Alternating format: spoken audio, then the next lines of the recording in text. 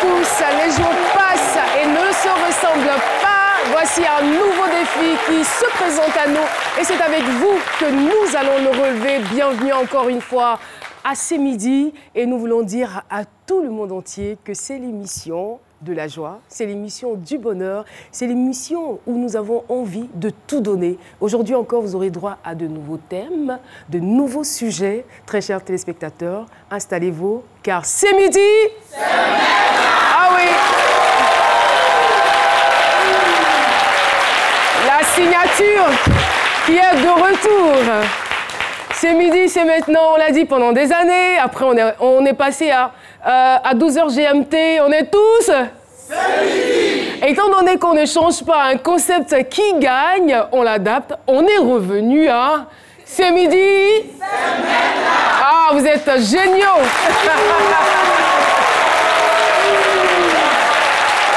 Alors, j'ai le plaisir de présenter cette émission aujourd'hui avec, bien sûr, l'équipe du jour composée de Dr Philo, que je vous demande d'applaudir.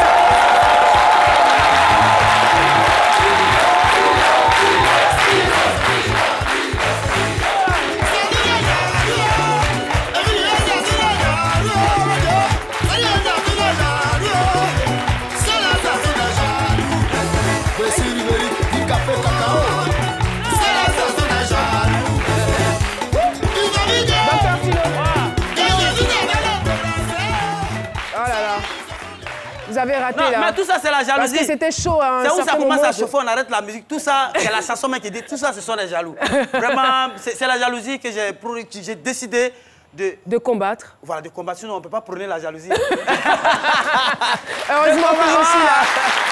Merci beaucoup. Ne soyez pas jaloux. Dr Philo. Et nous sommes en compagnie du sage, sinon du doyen Cassie. Je vais m'y faire, hein. Oui, ça finira par arriver. Par arriver, le doyen sage ou le sage doyen. Le doyen. Ça va, tout va bien? Le doyen, ça va très bien. bien. Vous avez la forme ce matin? Oui. D'accord. Qu'est-ce que vous pensez de la jalousie? La jalousie? De ceux qui sont jaloux de leur prochain. C'est un sentiment naturel. Et donc vous trouvez que ce soit normal? J'ai jamais dit que c'est bon, je dis c'est naturel. C'est humain, mais c'est nocif. Merci beaucoup. C'est pas humain la jalousie? Comment ton camarade est là, tu es jaloux de lui comme ça? En plein réunion, on met ton camarade dehors, toi tu es content au bureau. Et c'est bien? Non, c'est pas bien. Alors, donc la jalousie, c'est pas humain. Mais c'est naturel. C'est pas un bon sentiment, d'accord. Le débat est clos. Alors, Prissy m'a dit ce matin que sa chronique, elle la ferait donc en anglais. Yeah. Prissy? Hi, Caroline. Hi, how are you doing? Hi, everybody. I'm happy to see you. Huh? Yes. Alors, today I'm going to Adjamé. C'est Pierre-Jarvis Taxi. Yeah, taxi mate and me and Adjamé to Pierre. Later, see you in London. Translation. Bon, anglais comme ça, là, donc, vous voyez un peu, sinon... Je sais. Alors, ça? Oui, elle a piégé un chauffeur de taxi. Yeah. You good. You speak strongly. That is good. Me speak British, French and English. You okay? Yeah. Donc, thank you, Prissy. Oh, I'm sorry. Ah, God bless you.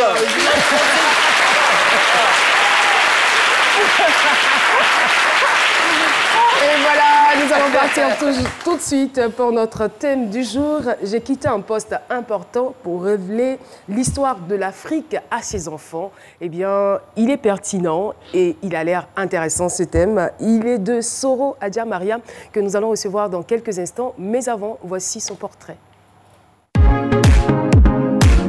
Soro Adja est une jeune femme ivoirienne déterminée et pleine de convictions. Ce caractère bien trempé l'a amenée à démissionner de son poste d'auditeur pour vivre sa passion. Adja passe aujourd'hui le clair de son temps à transmettre ses connaissances de l'histoire de l'Afrique aux enfants. Découvrez l'intégralité de son histoire. Et voilà, Sanogo, épouse Soro Adja Mariam, est donc notre invité témoin du jour et je vais vous demander donc de l'accueillir comme il se doit à la façon C'est Midi.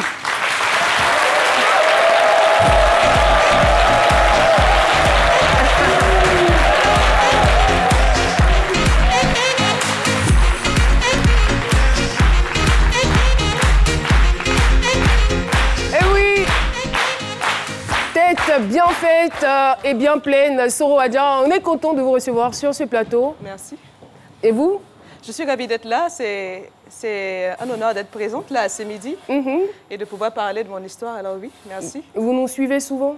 Je regarde quand j'en ai l'occasion, oui. Dès que je peux, je regarde votre émission. Et qu'est-ce qui vous plaît le plus dans cette émission? Ce que j'aime dans ce midi, c'est que ça parle à tout le monde. D'accord. Ça parle à la jeunesse, ça parle aux parents, ça parle à l'intellectuel, ça parle à tout le monde. Et vous abordez des sujets qui sont assez en rapport avec nos réalités. Et ça, c'est quelque chose de particulier. Merci infiniment. Rassurez-vous, on ne va pas tomber dans l'autosatisfaction. Hein. C'est des choses qu'on sait et on travaille toujours pour s'améliorer. Tout de suite, nous retrouvons Dr Philo. J'ai quitté un poste important pour révéler l'histoire de l'Afrique à ses enfants. C'est parti. C'est mon avis, avec Dr Philo. Merci. Merci. Oui, vous avez... C'est vrai, c'est des sujets qui touchent, qui parlent à tout le monde. C'est vrai, vous avez quitté un poste important et ça parle à tout le monde ici. Quitter un poste important, ça veut dire que là, un poste juteux, voilà, je ne sais pas, puis aller révéler l'histoire de l'Afrique à ses enfants. Moi, je pense que c'est une bonne chose.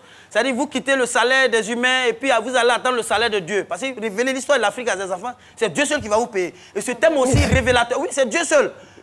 Vous ici, il y a plein ici, on va dire, va travailler, va mouiller si Dieu va te payer. Qui va pas dire? Non, et qui va accepter de partir? Le salaire de Dieu, non, ce n'est pas forcément dans l'immédiat, ça peut être plus tard. Donc je veux dire que c'est un thème révélateur et ce que vous faites là, c'est une bonne chose. Et l'Afrique, l'histoire de l'Afrique a été tronquée depuis des années et ça me fait mal.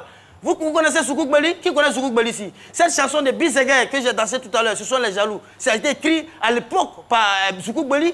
C'est l'histoire de l'Afrique, c'est l'histoire de la Côte d'Ivoire. L'histoire a été tronquée, on nous a menti. Il faut donner la vraie histoire même de l'Afrique. C'est-à-dire, quand vous voyez les Soudjata Keïta, l'histoire de l'Afrique n'est pas seulement l'aspect négatif. C'est pas seulement, quand on dit un enfant de CMD, ça m'a retiré, a été, comment on appelle, comment on dit ça, ou à Gbeleba là, comment on dit? Il a été arrêté à Gbeleba. Et puis il a assis la pointe, il a 20 sur 20. Non, mais il y a eu quand même des moments heureux. Samori Touré a combattu les colons à l'époque. La rentrée triomphale de Samori Touré à Bissandougou, à l'époque. Non, vous ne pouvez pas comprendre ça. Vous ne pouvez pas comprendre ça. Ça, c'est une joie. Hein? L'histoire a été tronquée. Bissandougou, Samori Touré a rentré à Congo. Béazin, dans le roi Daomé, il a combattu. Mais tout ça, c'est des histoires. Il faut en parler aux enfants et les gens. L'histoire de Kaya Manga Sissé. Kaya Manga Sissé, El Adio Bartal, tout ça. Hein? Et puis, quand c'est comme ça aussi, là, quand vous enseignez ça au tout petit, là, c'est bon. Comme ça, ils grandissent avec. Ça peut intégrer même. C'est-à-dire, parler de ça, puis on va voir ce qui va se passer demain. On va vous suivre.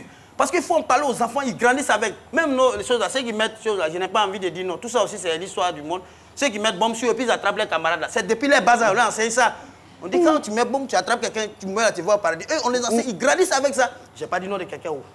Ils grandissent avec ça. Mais ça, il faut inculquer cela aux enfants. Quel est le lien? Je veux dire, parce que ça, c'est négatif, hein, l'exemple que vous donnez. C'est négatif, voilà. Mais c'est ça, c'est négatif. C'est même pas un bon exemple. Mais le vrai exemple, c'est que quand vous inculquez ça aux enfants, quand vous inculquez quelque chose à l'enfant dès le bas âge, quand il grandit avec, il protège ça. Et en même temps, profitez pour dire que les mamans, ça dit les enfants aujourd'hui, quand ils disent les gens, c'est le petit chaperon rouge. Parce que tout dépend. Quand la maman est enceinte, ça dépend de ce qu'elle mange. Si tu passes ton temps en train de manger shawarma, les ketchup, quand l'enfant est grandi, tu lui parles de l'affaire, il dit c'est quelle histoire ça? Et l'enfant, oui. Une femme enceinte doit manger de la nourriture africaine, banane braisée. Ricouché. Et quand comme ça, quand l'enfant il sort, il dit vous les gars, parle-moi de mon histoire. L'enfant il est content. Merci beaucoup. Merci beaucoup, Dr Philo. Nous allons retrouver à présent Paterne pour la question du micro-trottoir. Connaissez-vous de grands noms de l'histoire de l'Afrique avant la colonisation? C'est parti. Le micro-trottoir avec Chris Paterne-Assémian. Connaissez-vous de grands noms de l'histoire de l'Afrique avant la colonisation? Juste quelques-uns, selon l'histoire qu'on a fait en fait au primaire. Samori Touré, Soumangourou Kanté. On a connu aussi Béanzin qui était un grand lutteur qui a lutté pour l'Afrique aussi. J'en connais quelques-uns comme Soundiata Keïta, Soumangourou Kanté. Je dirais Samori Touré particulièrement. Apparemment, il avait l'air d'un conquérant qui savait ce qu'il voulait. Et de plus, il avait l'air un peu mystique quand même.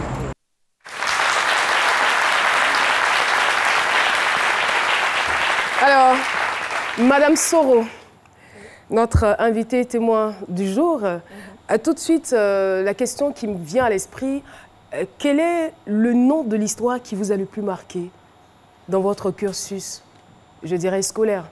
L'histoire africaine? L'histoire africaine. Dans mon cursus scolaire, pas tellement. Il n'y en a pas une qui m'a beaucoup marqué, mais dans mes recherches pour faire ces différents produits pour les enfants, il y en a une, l'histoire de Tassine Angbe du Bénin, qui est dans le temps la sœur jumelle du roi. Ils se ressemblent comme deux gouttes d'eau. Et quand ce roi-là meurt à la guerre, on ne veut pas informer le peuple que le roi est mort, sinon ça déstabiliserait le peuple, ça déstabiliserait l'armée. Et on lui dit, tu ressembles à ton frère comme deux gouttes d'eau, on veut que tu t'habilles comme lui et que tu ailles à la guerre. Elle n'a jamais fait la guerre. Qu'elle aille à la guerre et qu'elle se fasse passer pour son frère le temps qu'il gagne. Et elle fait mieux que ça. Elle va à la guerre et elle gagne cette guerre-là. Et qu'elle revient, elle met en place le groupe des Amazones, les Amazones du Bénin que peut-être vous connaissez. Bien évidemment. Ça montre une image... Ça montre que les femmes sont capables de faire beaucoup de choses. Hein. Il suffit qu'elles le désirent véritablement et qu'elles se donnent les moyens d'y arriver. Elle aurait pu dire non, je ne peux pas, mais elle a osé, elle a affronté et elle a créé autre chose derrière. Les femmes ne sont pas aussi faibles qu'on veuille nous le faire croire. Exactement, totalement. Et ça, c'est quelque chose qui...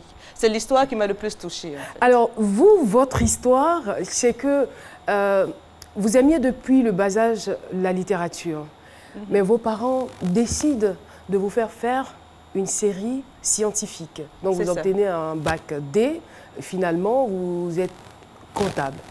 C'est bien cela? C'est cela. J'écrivais depuis enfant, je réécrivais les histoires. C'est-à-dire quand moi je fais un livre et que j'aime pas la fin, je réécris et j'offre la nouvelle version à mes amis. Donc j'aimais écrire déjà enfant et heureusement ou malheureusement, ça dépend de la position où on se place, j'étais bonne en maths. Donc mes parents trouvaient que la littérature n'était pas quelque chose de rentable, surtout en Côte d'Ivoire, être écrivain. C'est plus on a un métier et ensuite comme hobby, on a la littérature. Mais votre métier de rêve, c'était d'être écrivain. Déjà enfant, quand on me demande qu'est-ce que tu veux devenir plus tard? Écrivain.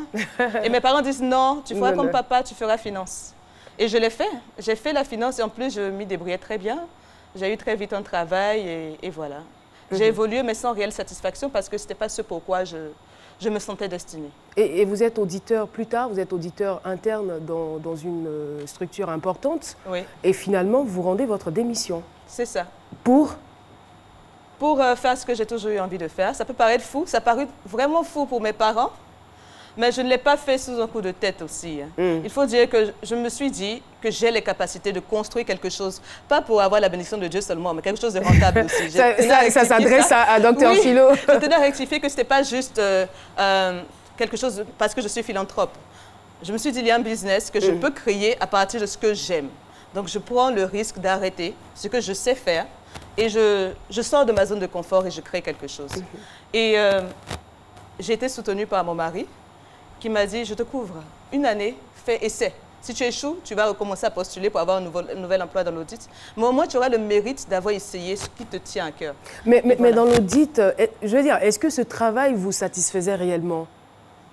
Ou à pas? vrai dire, je le faisais bien. Je le faisais par devoir. Je suis payée pour faire ce travail. Donc, je m'arrange à bien le faire. Et comme je n'aime pas qu'on critique mon travail, je m'arrange à faire un travail impeccable. Mais je n'avais pas de satisfaction personnelle à le faire. Je n'étais pas épanouie dans mon métier.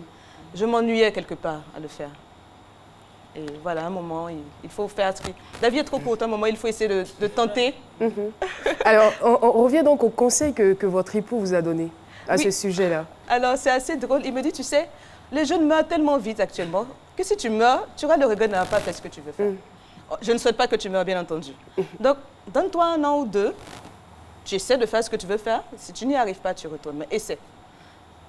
L'époux, hein? Et c'est ce que vous avez fait? C'est ce que j'ai fait. C'était la seule personne au départ à me soutenir. Mes parents, c'est normal, n'ont pas accepté le fait que je démissionne d'un CDI. On sait comment c'est dur d'avoir un travail en Côte d'Ivoire et en plus d'une multinationale, de dire j'arrête parce que je veux faire autre chose. C'est quand même courageux, hein? C'était fou. En tout cas. Je peux le dire, mais aujourd'hui, après quelques années, je vois que j'ai mis toutes les choses de mon côté pour que cette folie-là serve à quelque chose et j'en suis satisfaite. Est-ce que vous pouvez nous décrire un peu le concept de cette folie-là? Le concept. Lorsque vous quittez la structure, l'entreprise, vous décidez de mettre quoi sur place exactement? En fait, je savais que je voulais faire quelque chose, mais je ne savais pas quoi. Et je n'avais pas d'argent. C'est ce qui paraissait assez absurde pour mes parents, mais tu n'as pas d'épargne, tu n'as pas une idée concrète. Tu démissionnes pourquoi? faut commencer quelque chose, il faut commencer quelque part. Je sais juste que je dois commencer quelque part. Donc, quand je démissionne, je n'ai pas de business model. Je sais que je vais évoluer dans la littérature pour adultes et enfants ou autres, je ne sais pas. Donc, je me dis bien, la première chose qu'on ne sait pas, c'est qu'on apprend. Donc, je vais apprendre du domaine littéraire en Côte d'Ivoire et ensuite, je définirai quels besoins je veux combler avec ma structure. Et c'est ce que j'ai fait pendant plus d'1 an. J'ai fait des ateliers gratuits pour les jeunes et je mettais en relation ces jeunes-là avec des écrivains aguerris de Côte d'Ivoire et d'ailleurs qui venaient volontairement nous parler de littérature, nous parler de comment être de vrais écrivains et tout. Et je faisais ces ateliers-là quasiment tous les 2 mois.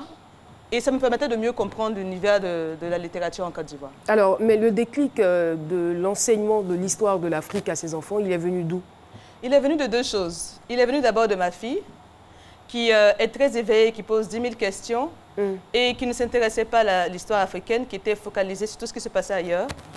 Et ça me frustrait un peu de voir son intérêt pour l'Occident et tout, et très peu pour ce qui vient de chez elle.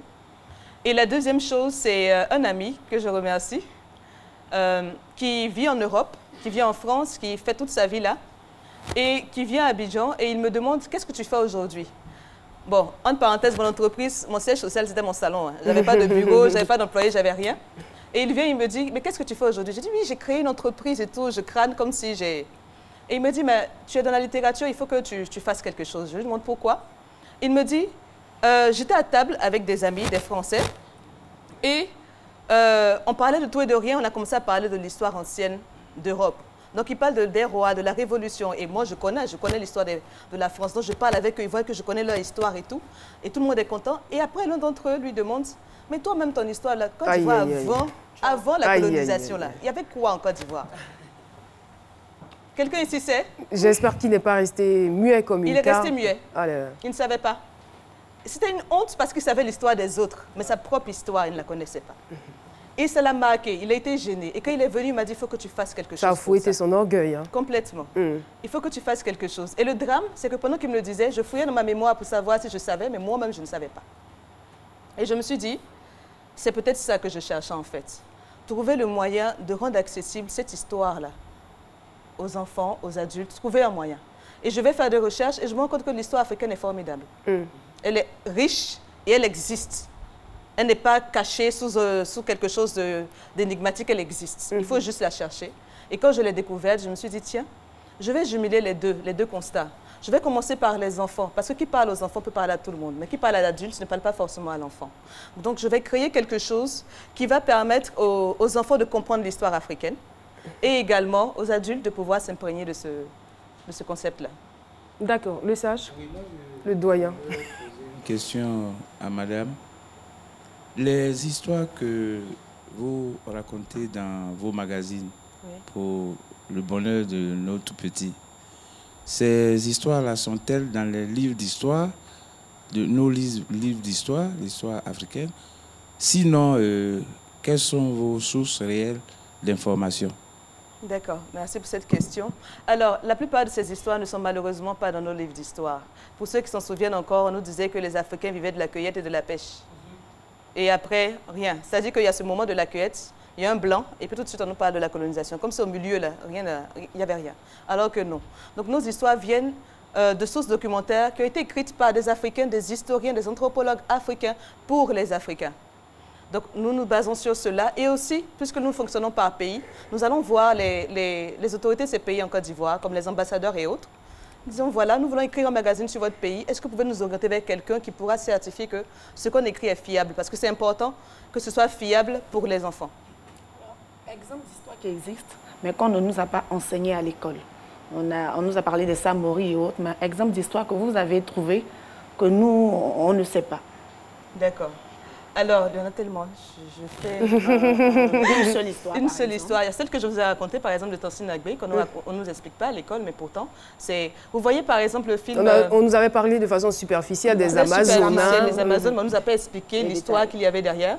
Et si vous regardez le film Black Panther, les Amazones dedans sont inspirées des réelles Amazones, les Amazones du Bénin. C'est notre histoire, mais d'autres le racontent. Et en plus, ils veulent faire sortir un film sur Kankan Moussa. Où sont les Maliens? Vous m'écrivez votre histoire. Si je dois vous parler d'une histoire africaine, par exemple, il y a celle qui est dans le numéro 1 de notre magazine, l'histoire de Njoya, qui est un roi du Cameroun, qui avait créé une écriture. On croit qu'en Afrique, on n'avait pas d'écriture, on en avait. Il avait créé une écriture, il avait créé des écoles. Et ça, c'est une histoire que malheureusement, on ne nous raconte pas. Et c'est quelque chose qu'on a voulu montrer aux enfants. Et qui vous l'a raconté?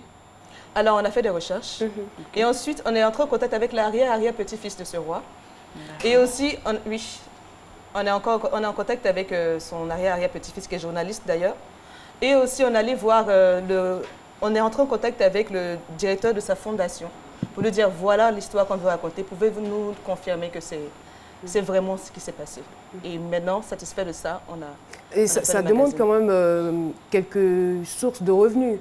Oui. Alors, comment est-ce que vous faites?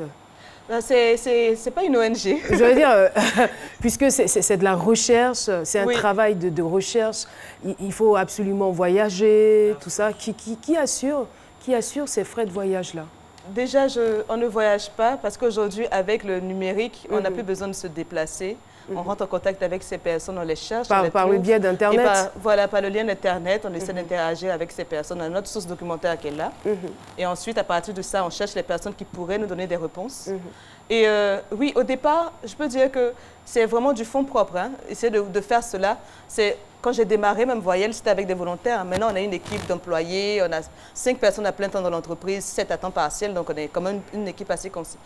C'est pas juste des bénévoles, hein? Non, on a plus, là, c'est plus le stade de bénévoles, on a vraiment des personnes à plein temps au bureau. On a des bureaux maintenant, les choses ont beaucoup évolué en temps. C'est plus le domicile? Non.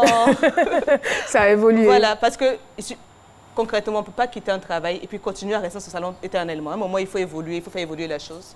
Et ça a été du fonds propre, du Love Money, beaucoup de soutien aussi d'entrepreneurs comme moi qui m'accompagnent dans cette aventure et on espère de sponsors qui viendront par la suite se greffer à nous pour faire avancer cela. Ils viendront parce que moi, j'étais tout à l'heure rassuré quand vous avez dit non, vous allez à la source, vous allez voir les arrêts petits-fils de ces derniers, tout ça. Après, vous dites c'est Internet encore. J'ai dit, est-ce que la dame l'a dit là, c'est vrai?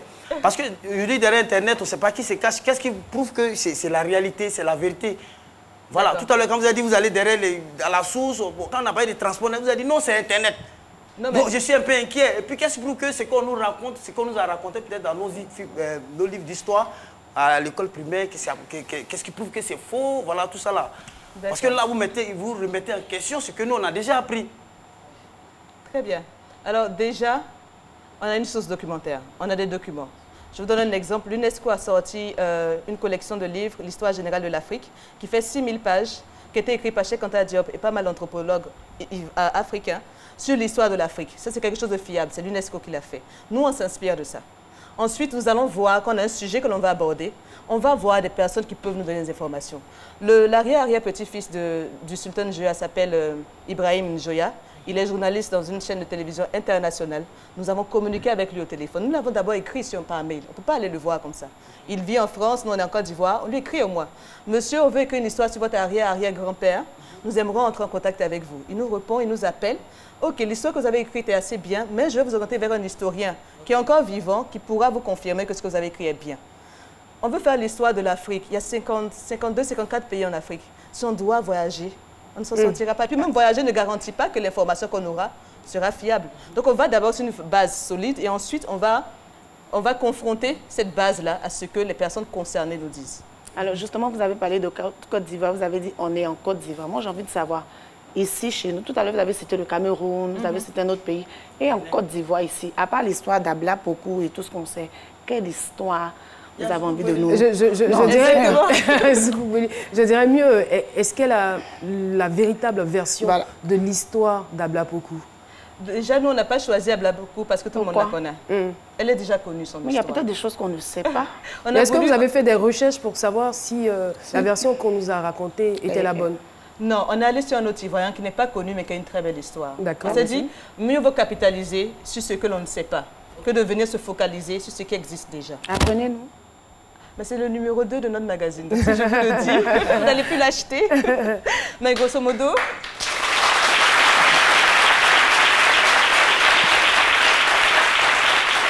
Il ne faut pas amener la dame à dire ce qui est déjà ça. Elle a dit, elle a laissé ce qu'elle sait faire pour aller faire ce qui pourrait lui rapporter quelque chose. Oui, mais sa passion, c'était d'informer, n'est-ce pas? Bien sûr. D'informer, de faire découvrir. Alors, pour ceux qui n'ont pas encore les moyens de s'acheter le livre, au moins le titre, qu'on nous dise que... Bon, voilà, déjà, celui qui est sorti, c'est une joya du Cameroun. Celui qui suit ensuite, c'est sur l'histoire d'un monsieur. Il a dit le nom du monsieur, je ne veux pas le dire. Parce qu'après, c'est...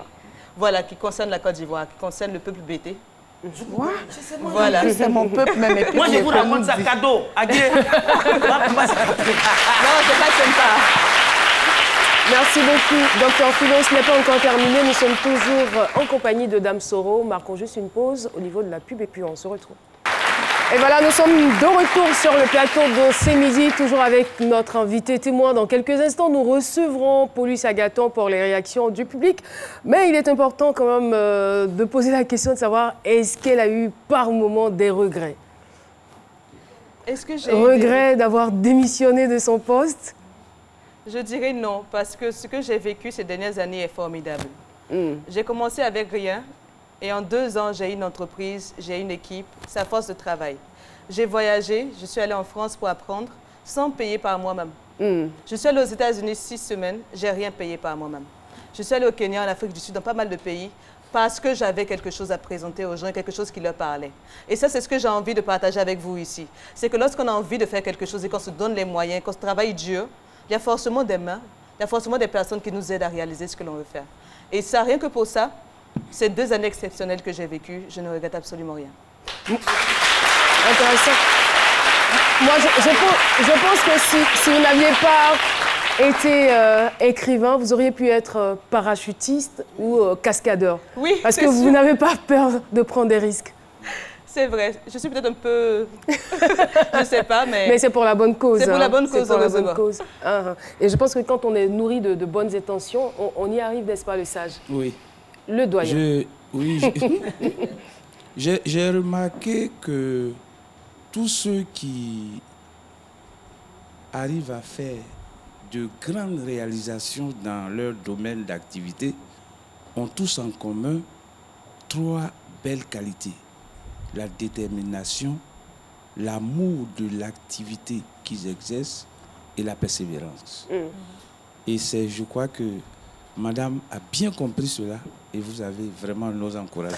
Et ça paye toujours. Prenons à présent les réactions du public. Paulus Agathon, je l'annonce tout de suite et maintenant.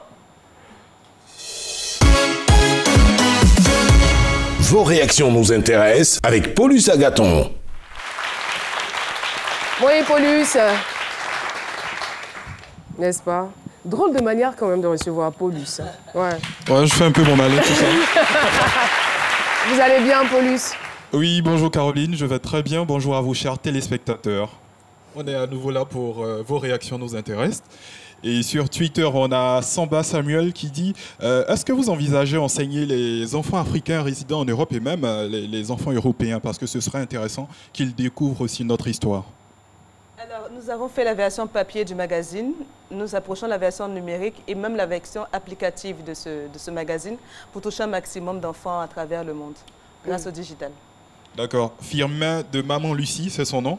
Il dit c'est un risque, mais cela montre que vous aimez vraiment votre continent parce qu'il est rare que ce genre de situation arrive et nous, on ne peut que vous encourager. On a Cara Escobar, il dit déjà c'est son anniversaire, il veut nous le dire. Donc déjà, joyeux anniversaire à vous.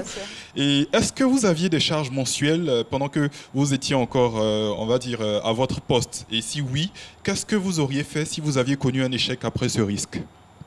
Si j'avais des charges mensuelles, j'aurais trouvé le moyen de les combler avant de prendre ce risque. Parce que le besoin fondamental, on ne peut pas avoir faim et puis commencer à faire des choses comme celle-là. Il faut qu'on soit réaliste. Il faut combler ce besoin. Et grâce à Dieu, j'avais des sacrifices à faire, bien entendu, sur moi. Je ne pouvais plus m'offrir certaines choses, c'est clair. Mais au moins, les besoins fondamentaux comme se nourrir, se vêtir, avoir un toit, je les avais. Et pour moi, ça suffisait. D'accord. Le dernier message, il est de Firmin Naï. Il dit... Est-ce qu'il n'y avait pas une manière de concilier le travail de comptable et celui d'écrivain? Peut-être en semaine, vous vous occupez de votre fonction et puis le week-end, vous vous occupez de la rédaction de vos articles, par exemple. Pour le parcours que j'ai fait, je ne pouvais pas. Je ne pouvais pas être sur les deux fronts parce qu'il faut s'investir vraiment pour avoir un retour. Et si je devais le faire que les soirs, certaines fonctions, certains métiers, on peut se permettre ça. Mais dans le domaine de la culture et des arts, c'est un peu compliqué de ne pas être investi à 100%. Mais vous écriviez, ce qu'il faut noter, c'est que étant comptable, vous écriviez, vous continuez d'écrire puisque c'est votre passion. Mais là, vous le faites à plein temps. Bon, déjà, pour le magazine et nos activités, on fait le magazine, on fait des ateliers avec les enfants sur l'Afrique et tout. J'écris très peu, moi-même. J'ai une équipe qui se charge de réécrire les histoires parce que, vu que, comme je vous l'ai dit, c'est une source documentaire, on prend une histoire qui est déjà très, très technique et on la rend digeste pour les enfants. Donc, c'est de la réécriture que l'on fait. On n'invente plus vraiment. C'est des histoires qui existent. Donc, j'écris un peu moins, ça me peine. Mais bon, je continue quand même d'être active dans la rédaction de nos magazines. D'accord. Bah, merci Caroline, merci à vous chers téléspectateurs. Continuez de nous faire parvenir vos messages parce que vos réactions nous intéressent. À demain. Merci infiniment Paulus d'être venu sur le plateau. Eh bien, nous allons poursuivre. La question que j'ai envie de vous poser, c'est de savoir de quoi avez-vous besoin réellement pour évoluer dans ce que vous faites? Ce dont j'ai besoin, ce dont mon entreprise a besoin aujourd'hui, c'est de la visibilité. Aujourd'hui, quand les gens voient nos produits... Ah, on fait bien de vous inviter à cette tribune, alors. Oui, je suis contente. Parce que lorsque les gens viennent à nos ateliers avec les enfants, où ils ressortent et puis ils disent « Ah, on aime l'Afrique !» Et nos magazines, quand ils les ont en main, ils nous disent « Mais on n'a jamais entendu parler de ce que vous faites. Il faut communiquer un peu plus, il faut. » Et c'est quelque chose, c'est ça, on a besoin de plus de visibilité, que les gens sachent ce qu'on est en train de faire et se sentent concernés, parce que ça concerne tous les enfants de Côte d'Ivoire et du reste de l'Afrique. On a besoin de ressources aussi, parce que c'est vrai, on se bat avec les moyens qu'on a pour faire un travail de qualité, mais on s'essouffle très rapidement quand on n'en a pas assez. Donc on a besoin de soutien financier, on a besoin de partenaires, on a besoin, pour aller plus loin, on a besoin d'être soutenu. Et surtout qu'il est important aujourd'hui que nos gouvernants et nos autorités sachent que la lutte que vous menez aujourd'hui, c'est pour le bien, on va dire, de toute la nation et certainement de toute l'Afrique. Parce que le développement durable part aussi de là. L'amour de soi, l'amour de sa patrie, l'amour de sa nation, de son continent, c'est à partir de là, à partir de cette confiance que les jeunes Africains auront en eux, qu'ils auront le courage d'aller plus loin dans ce qu'ils font. Donc, franchement, nous, on ne peut que vous féliciter et vous encourager dans cette lancée. Et c'est sûr qu'après cette émission, vous aurez les partenaires qu'il vous faut, le financement qu'il vous faut. Merci. Et voilà, bonne chance en tout cas. Merci. Pour dire qu'aujourd'hui, l'Afrique a beaucoup perdu du point de vue valeur. C'est cela. Donc, voici une bonne occasion. C'est bien d'amener les enfants à connaître l'histoire de l'Afrique, mais il faut faire il faut sélectionner vos histoires de sorte que ces histoires soient capables de cultiver chez ces tout petits certaines valeurs dont l'Afrique a besoin pour rebondir et retrouver son identité. Est-ce que cette sélection n'est pas déjà faite à votre niveau? Est-ce que vous ne donnez pas aux enfants ce dont ils ont besoin?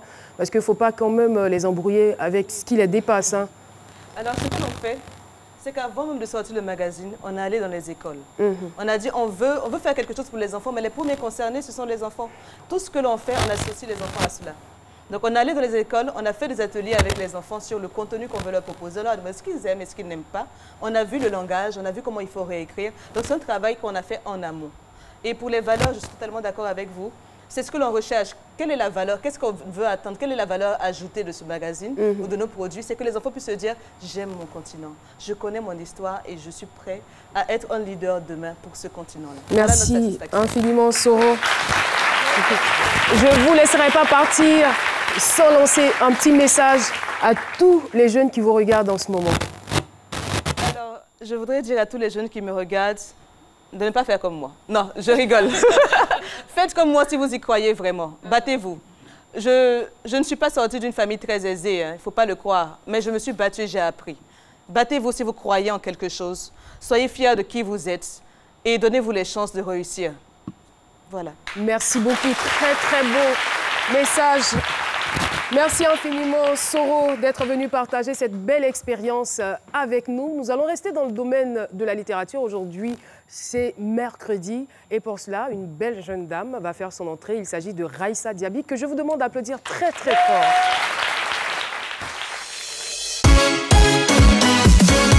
C'est à lire avec Raïssa Diaby.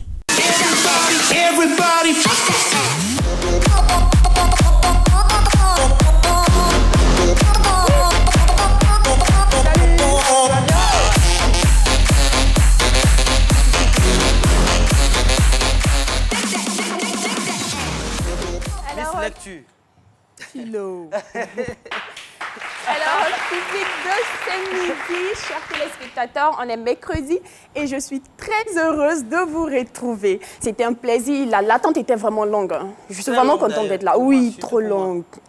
Alors, aujourd'hui, comme la semaine dernière, 2 belles œuvres au programme. La première œuvre, elle va raconter l'histoire d'un petit Eric. Il s'appelle Eric, il a 14 ans. Eric, il vit avec papa, maman et ses petits frères. Il rentre un soir de l'école et on lui annonce le décès de sa mère des suites d'un accident. Alors, ça va chambouler sa vie, évidemment. Quelque temps plus tard, Eric apprend le décès de son père des suites d'un suicide. Encore, Eric, à 14 ans, devient papa et maman de ses petits frères. Il se retrouve à Abidjan avec eux. Quelque temps encore plus tard, c'est le décès de ses petits frères. Alors, Eric est seul au monde. Son seul foyer, oui, Philo. Il est seul au monde. Son seul foyer, c'est la rue. Voilà.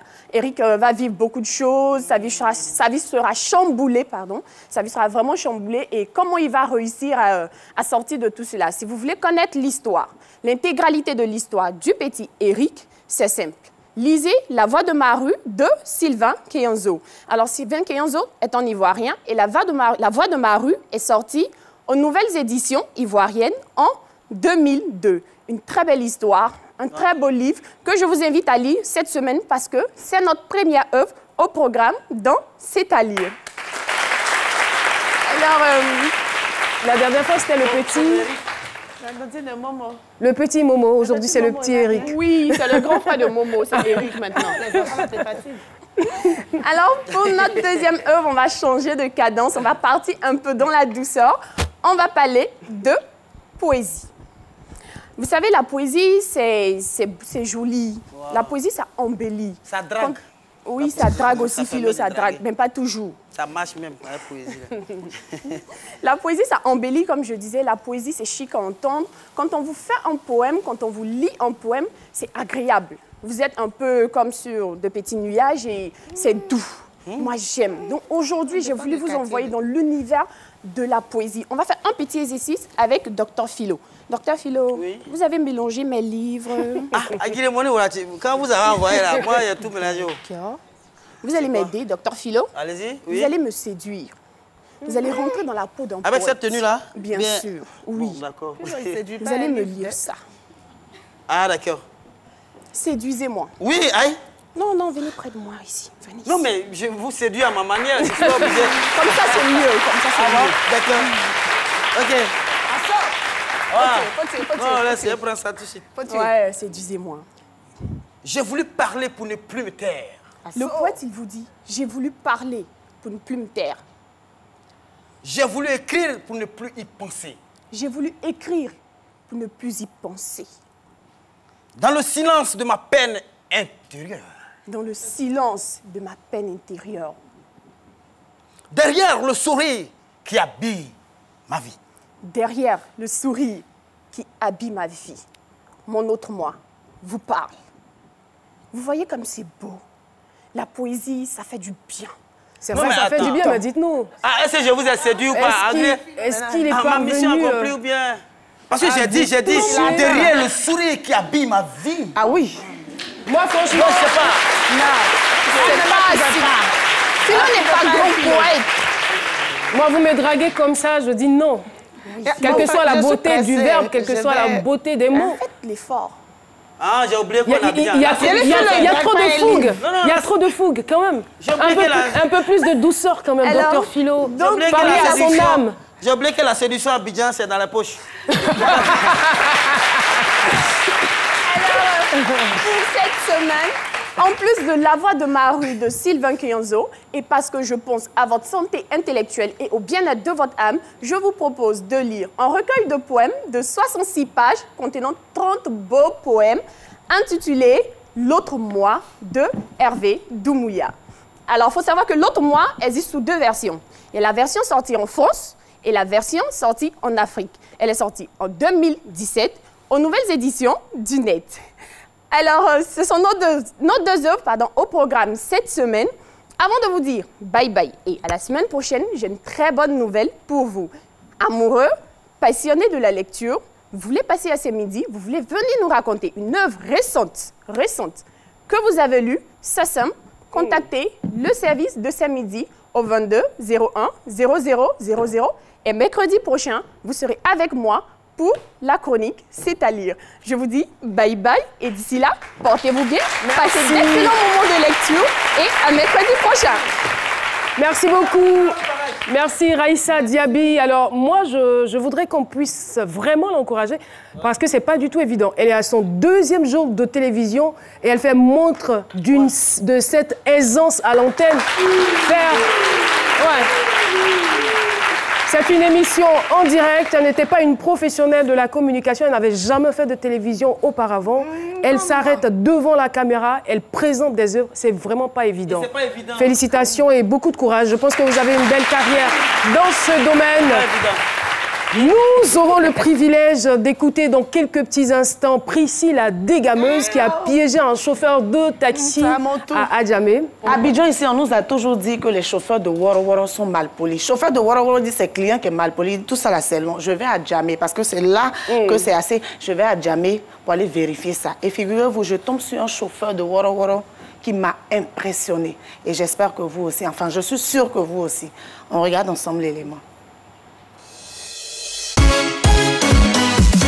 C'est Priscille la dégameuse, avec Priscille la dégameuse. Oh, le gars là m'a trop énervé. Il est impoli même. C'est pas possible. C'est quoi ce comportement là? Chef, excuse-moi. Le chauffeur de taxi là. Pourquoi vous êtes impoli comme ça?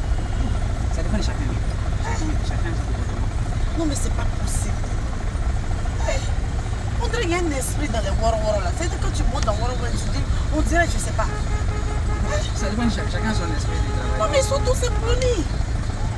Ils sont tous impolis, c'est pas possible. Mais t'as dit au chauffeur que c'est 100 francs là. Chef, on a 100 francs. 100 francs, nous deux. Une personne. Nous deux 100 francs. Nous deux 100 francs. Chacune 100 francs, une personne, elle est 200. Non, nous 100 francs, nous deux. C'est quand on descend tout près là. On a plus monnaie en fait. Il y a 500. Il y a 500. 500.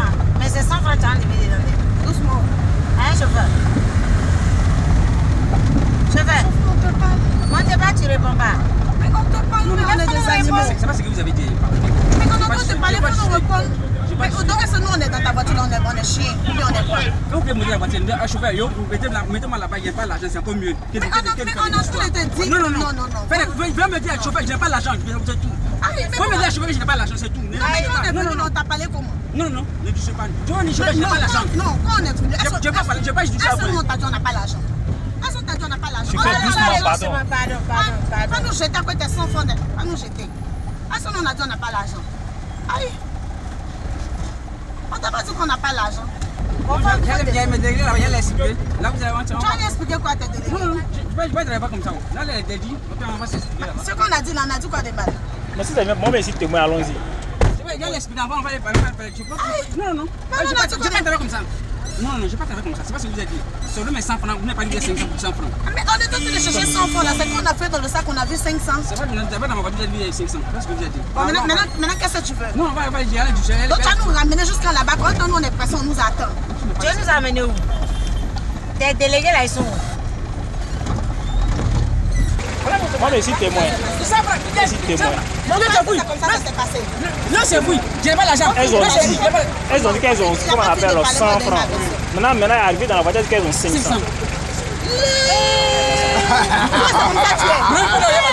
C'est comme ça tu es. Elle n'a pas l'argent, elle n'a pas l'argent. Elle n'a pas l'argent. Elle n'a pas l'argent. Elle est filmée. Arrête d'expliquer. Regarde. Il est tombé dedans.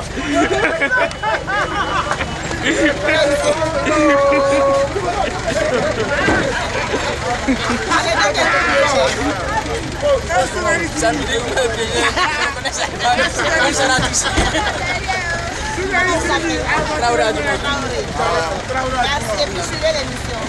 midi. Je suis sûre qu'il y en a qui attendaient la partie où le chauffeur descend pour me frapper. Justement, c'est ce qui m'a étonnée. Le gars est resté calme. Et là-bas, à Djamé, contrairement à ce qu'on croit, ils ont un syndicat. Donc, quand un client a un problème avec un chauffeur, fini l'époque où on se battait directement là. On envoie le client chez le syndicat et on va régler le problème. Vous êtes sûr que c'est fini? Oui, même c'est ce fini. matin, il y a 2 qui étaient s'est tabassés vers la ville là-bas. Mais justement, c'est pour ça qu'on a passé l'élément pour servir d'exemple, pour dire que maintenant, on ne se frappe plus dans la rue ou dans les taxis. Si on va problème, se frapper chez les syndicats. Non, on va chez les syndicats pour régler. Voilà, chez qui de droit? Vous avez vu le syndicat à Bolo là. Quand tu le vois, le problème là, c'est règle seul. Donc voilà, merci. Est-ce que quelque part, vous avez eu un peu peur? Pas du tout. Pas du tout? Pas du tout. La sécurité était garantie? Avec le Seigneur. Vos arrières étaient assurés. Avec le Seigneur, il me léquait mon collant en bas. La sécurité était avec. Mais il y avait vraiment de quoi à s'énerver. Il aurait pu se mettre dans une colère noire. Mais il est resté calme. Ouais. Il a dit, OK, madame, on va chez le syndicat, on va aller expliquer, on va aller régler ça là-bas. Merci infiniment, Priscille la dégameuse. Alors, je voudrais qu'on puisse saluer une ONG qui nous fait l'amitié d'être là. On ne vous a pas trop senti. Bon, je ne sais pas pourquoi. L'ONG Défi...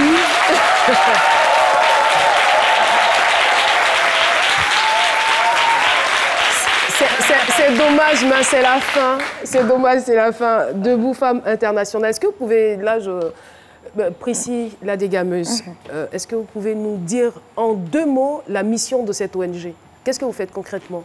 On dit Debout Femmes Internationales, c'est un homme qui prend le micro. Bon. C'est l'homme qui tient la femme. D'accord.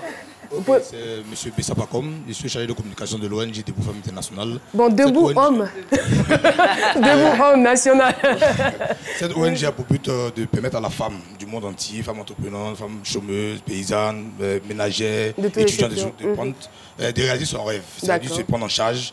C'est un appel divin que la fondatrice a reçu, Laura Mani. Elle a décidé de mettre un fonds d'aide de 1 milliard de francs CFA à la distribution des femmes du monde entier.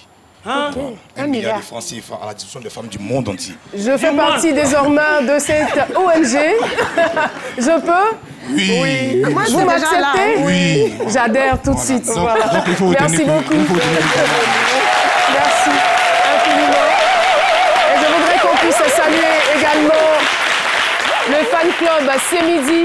Merci d'être toujours là.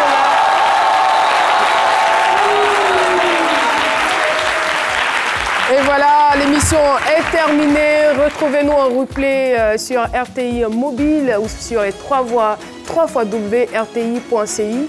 On a été très heureux de vous présenter cette émission. On se donne rendez-vous demain à partir de 12h pour un autre numéro. D'ici là, très bon appétit si vous êtes à table. Au revoir.